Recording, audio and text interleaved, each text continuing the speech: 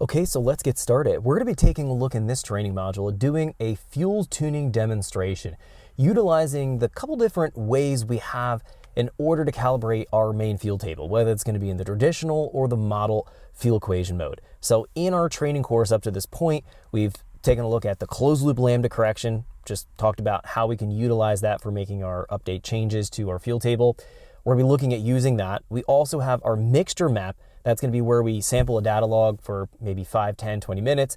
We can play the data log back. Utilizing the mixture map, it can start to plot the average of how far we're off in different cell points in the table, and we can calibrate and tune the table based around some log data.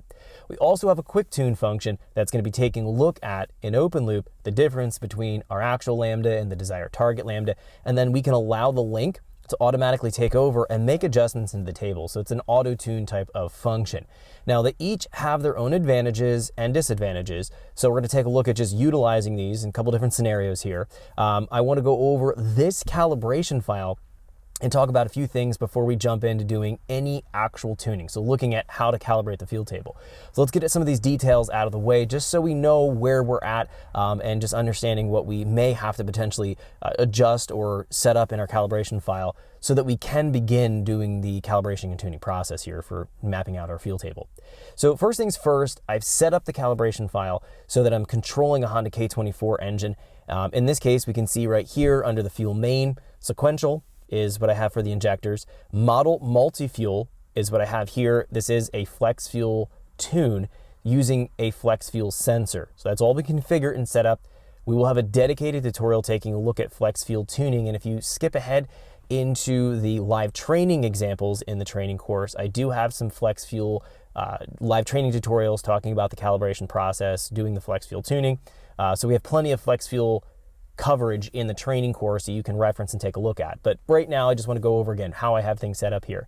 So model multi-fuel is what we have. We put the engine capacity in here, 2400 cc. Lambda target overlay is always on. That gives us the ability to offset our target lambda when we're cold starting the engine. Fuel pressure sensor, so I'm using a 0 to 100 PSI stainless fuel pressure sensor mounted on the fuel rail. We're using that in our fueling calculations. We talked about that in the training course. I've set the fuel density and the fuel density temp coefficient for petrol fuel here.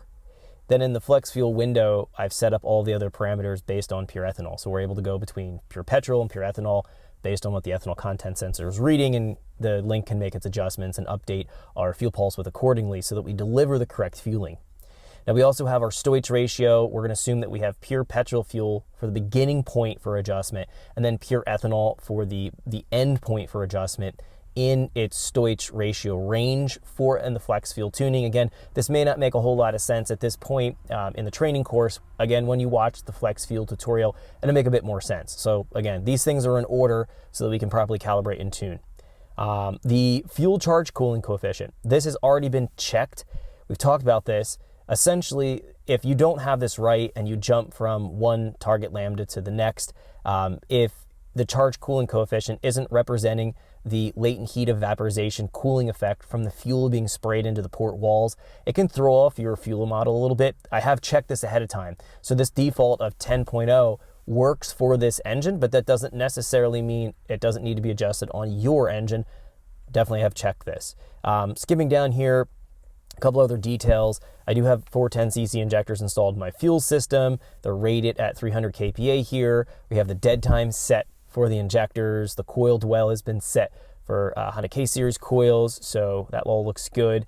If we skip ahead here to our analog inputs, we have the Honda K20 coolant temp sensor. We have a GM air temp sensor, so I've configured that here. Map sensor is using a factory Honda map sensor on this. It's a naturally aspirated engine. I do have an AEM X series wideband tied into the CAN #1 input to the board here. So I have it set up for link CAN, and all the CAN data settings have been populated. We've talked about how to do that already. We see fuel pressure sensor is accounted for right here. If we keep going on to digital inputs, I have the flex fuel ethanol content sensor set up here, and it's working. We can see currently the ethanol content's at 52%, so that all looks good. Let's keep skipping ahead here. Moving over here into our closed loop fuel. In our closed loop fuel parameters, I have the closed loop parameters turned on. We're going to be using this for tuning and control. We can see right here the Lambda mode is auto mode wideband because we do have that AEM X series wideband being broadcasted through the CAN network. Number of banks 1, bank source Lambda 1. Startup timer lockout, 20-30 seconds should be used here. This is how long it's going to wait before it allows the closed loop to run. It does take about 20-30 seconds for the wideband sensor to start to broadcast an accurate reading, so this will wait that period of time. The low lockout for coolant temp, 32 degrees. We can allow the closed loop correction to turn on at very cold temps.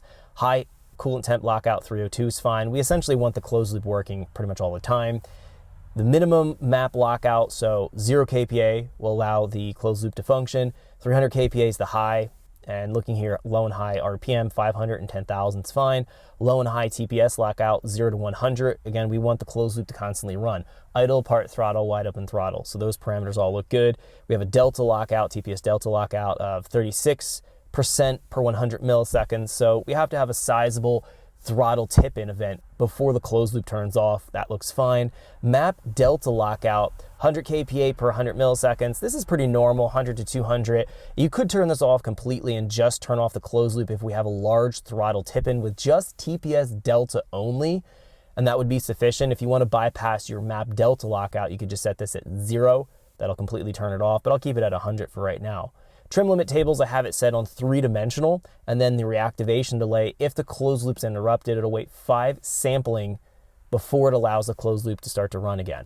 That way, if you hit a rev limiter, it's not going to immediately start to kick back into the closed loop correction and chase a potential false lean air fuel reading or lambda reading and skew up the closed loop correction. So we can see here, we have our target lambda table set. Now this is mapped based on throttle position versus engine speed. This is a naturally aspirated engine. This is completely sufficient for mapping out and calibrating the engine. We're targeting 1.0 lambda here from 0 to 4,000, and then at full throttle, we're targeting 86 lambda. That's pretty normal for a naturally aspirated engine. Taking a look here, we've set our closed loop update rate, the min. Thanks for checking out our teaser clip. If you want to see the rest of this video and more than 500 hours of current EFI training we have to offer, make sure you click right here. If you want to go and check out more teaser clips from this training course, click here, and you don't want to miss any of the videos we're going to be releasing on this channel, so make sure you subscribe and click here. Thanks for watching, and I'll see you guys later.